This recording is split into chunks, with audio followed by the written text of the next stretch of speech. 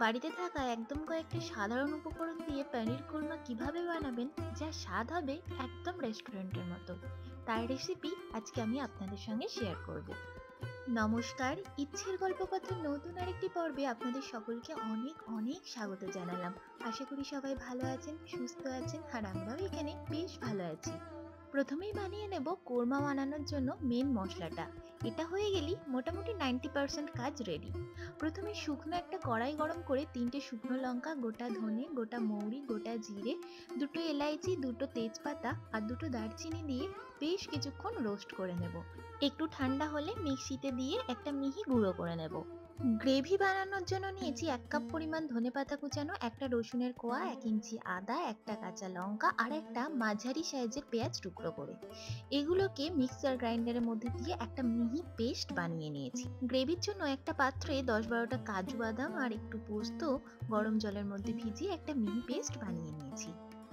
কড়াইয়ে আমি 4 টেবিল চামচ সরিষার তেল গরম করে নিয়ে তার মধ্যে ছোট ছোট টুকরো করে রাখা পনিরগুলোকে হালকা করে ভেজে নিয়েছি।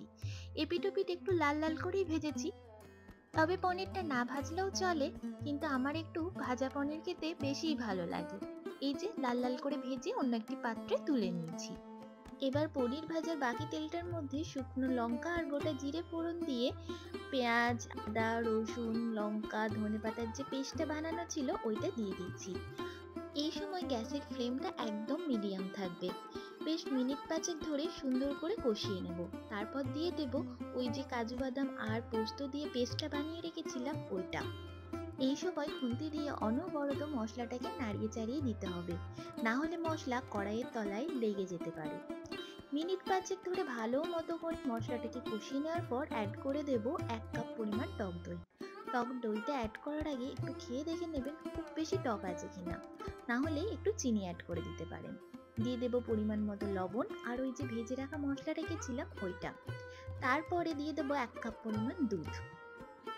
আমি পুরো গ্রেভিটাই বানিয়েছি দুধ দিয়ে, তবে চাইলে হাফ দুধ হাফ জল দিয়েও গ্রেভিটা বানানো যায়। এবার পুরো গ্রেভিটাকে সুন্দর করে মিক্সড করে নিয়ে লবণ আর চিনির পরিমাণটা একটু চেক করে নিতে হবে। এবার অ্যাড করে দেব 2 টেবিল চামচ পরিমাণ কসুরি মেথি। তবে এই কসুরি মেথিটা অ্যাড করার আগে আমি একটু হালকা করে শুকনো খোলায় ভেজে নিয়েছি, তাতে কসুরি মেথির ফ্লেভারটা অনেক ভালো আসে। একটা ছোট্ট টিপস, পনিরগুলো ভাজার আগে আধ ঘন্টা উষ্ণ গরম জলের মধ্যে ভিজিয়ে রাখতে হবে। ভেজানোর আগে পনিরগুলোর গায়ে কাঁটা চামচ দিয়ে ছোট ছোট ছিদ্র করে দিলে তাতে পনিরের মধ্যে লবণটা সম্পূর্ণভাবে ঢুকে থাকে। এতে পনিরের স্বাদ আরও বেড়ে যায়।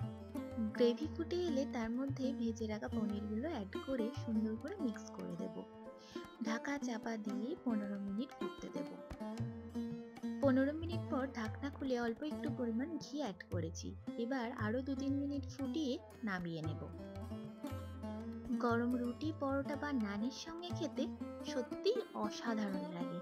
বাড়িতে অবশ্যই ট্রাই করবেন।